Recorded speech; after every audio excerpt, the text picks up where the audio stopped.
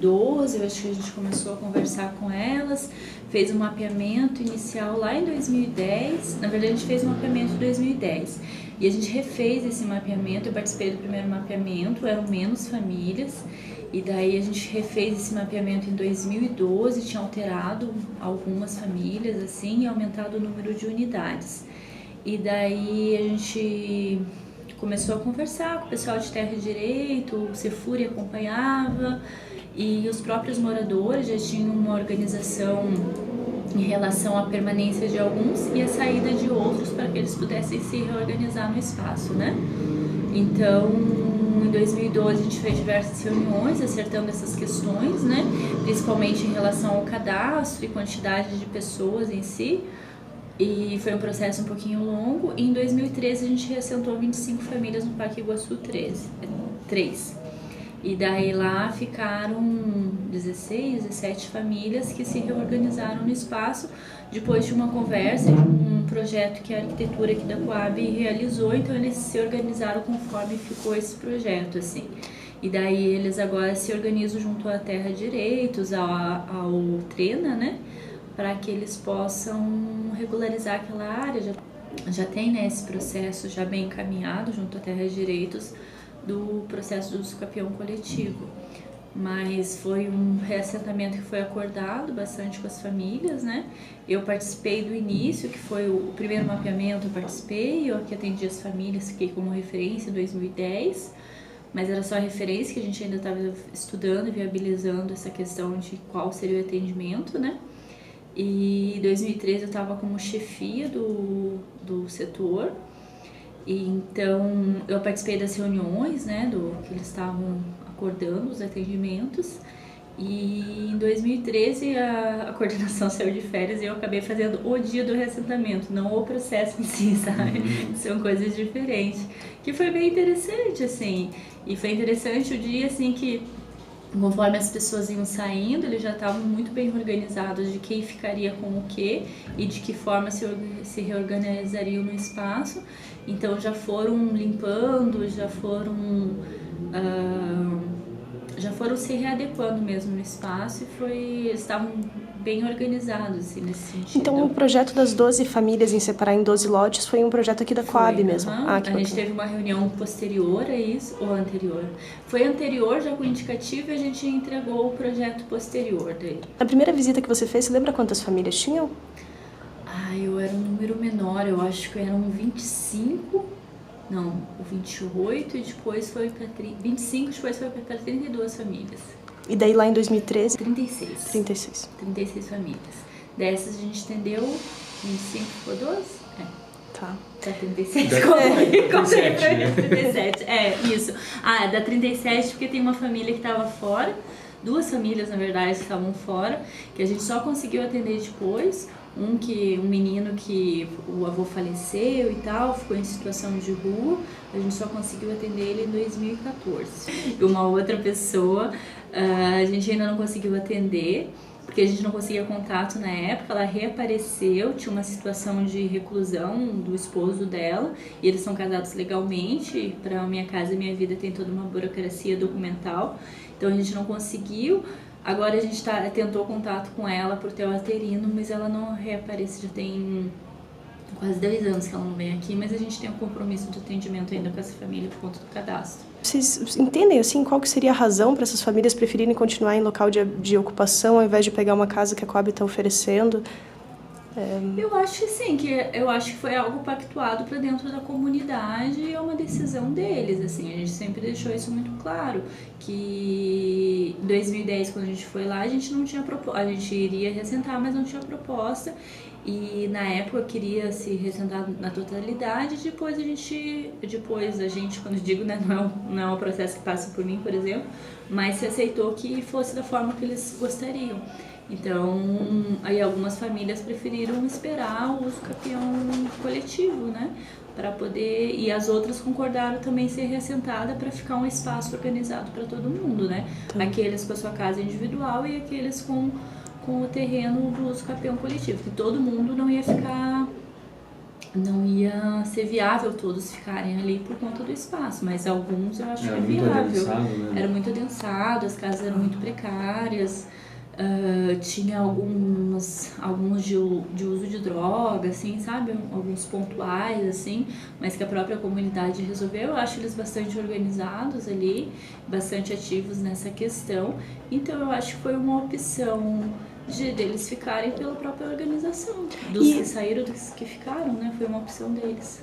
Então, Dani, às vezes acontece pela questão de pertencimento também, né? A pessoa está muito habituada àquela localidade, aquelas proximidades, né? Às vezes muito coletor de material reciclável que já tem uma rotina ali, sabe os pontos exatos. Que é o caso do barracão, né? O barracão, muitas famílias trabalhavam com materiais recicláveis, então elas preferiram porque é um local muito mais próximo ao comércio, a fonte de rendas delas, né? As que saíram mesmo não tinham tanta ligação com a questão da coleta. Tinham, mas não tanto, né? E esses locais que a Coab constrói as casas para realocar essas famílias, não é muito longe dos equipamentos públicos? Tipo escolas, hospitais? Sim.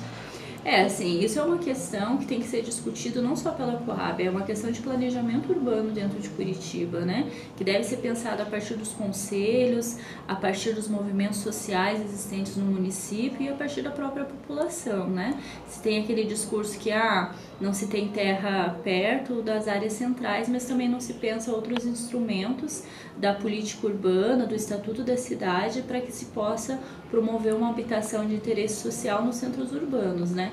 Isso é um problema não exclusivo de Curitiba, mas do país, né? Que não se regulamenta a questão do IPTU progressivo do tempo, que não se regulamenta esses imóveis que não têm uso social para a moradia popular, que nem, né? Teve o caso recente lá de São Paulo. É um exemplo, né, que poderia estar sendo usado. Aqui a gente tem prédios muito centrais, muito INSS, que teve até uma ocupação breve, mas teve pelo movimento popular de moradia. E a gente tem outros centrais que a gente conhece muito próximos aqui, que sem uso social e que o poder público não regulamenta uma função social e que eles sejam passados, né, para que, né, poderia ter sido passado, por exemplo, a Coab, para a gente poder atender a população em situação de rua, para poder atender famílias que já moram perto, ou famílias sem moradia, ou de área de ocupação irregular, que são áreas providas já com equipamento público, com transporte, né, porque toda essa infraestrutura é muito cara, e realmente esses empreendimentos, principalmente Minha Casa Minha Vida, são distantes e sem equipamentos públicos. E daí Isso eu falo enquanto Coab, mas enquanto assistente social que trabalha na moradia. A gente, enquanto trabalho social, fica com essa tarefa ingrata e dentro das próprias normativas de lidar com a inserção dessas famílias em serviços públicos, assim. Então a gente faz uma articulação imensa para tentar conseguir inserir, mas de fato a inserção ela é muito rasa, né? Tipo, o CRAS é muito longe, insere porque escreve, mas não insere porque é distante. Então são, assim, enfrentamentos que não são das famílias, né, que ficam, mas também são dos técnicos, né? Também são das equipes que estão aqui interno, mas que passa por um planejamento urbano e uma decisão política muito maior. A Coab está com algum problema, assim, financeiro? Problema financeiro? A Coab está, assim... Eu acho que é uma percepção enquanto política pública, não é um problema financeiro de Coab. É uma percepção do que é essa companhia para a cidade de Curitiba, né?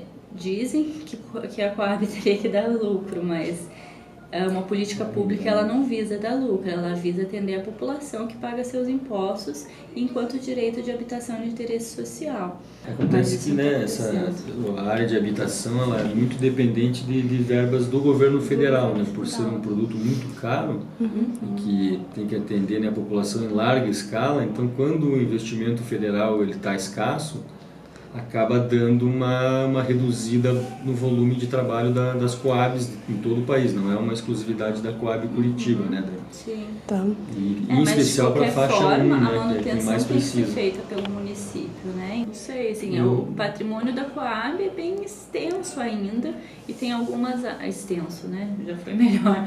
Mas ainda tem alguns centrais e que são opções políticas. Eu não sei responder sobre.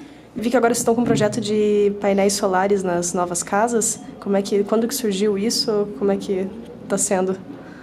O primeiro que foi lançado dessa forma foi o Moradias Faxinal, ali no Santa Cândida. São 26 casas que foram entregues com os painéis fotovoltaicos, né, que capta a luz do sol e transforma em energia elétrica para uso doméstico.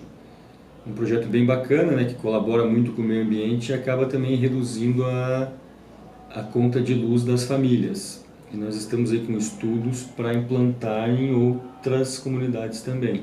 Eu não acompanhei muito essa discussão. A Dani não acompanhou essa discussão, mas mais unidades são entregues até o final do ano e até o final do mandato. Não tem um número para te precisar ainda. E sobre a Sociedade Barracão, atualmente vocês têm acompanhado como que está ali a situação deles? Não, a gente não acompanhou, porque o nosso acompanhamento iria até o processo do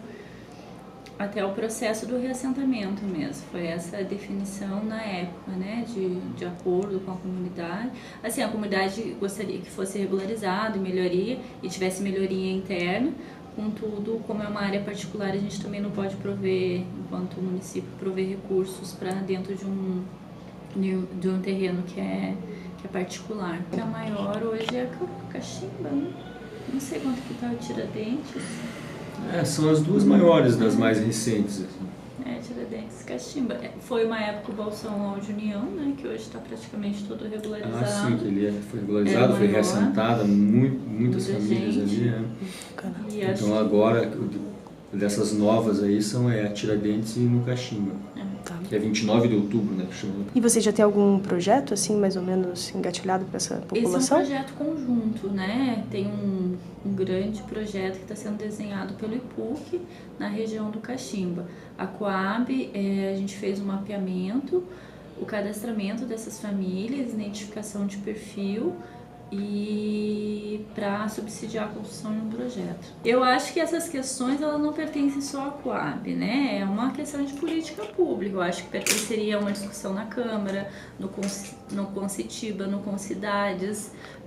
Seria uma discussão ampliada enquanto sociedade, né? Enquanto município, não só enquanto Curitiba, mas não só enquanto Coab, mas para a Coab seria muito interessante porque viabilizaríamos muitos atendimentos. A questão do Minha Casa Minha Vida, por exemplo, ser em nome da mulher, vem das políticas públicas do governo federal, baseado nos conceitos da política de assistência social e no conceito de matricialidade, né?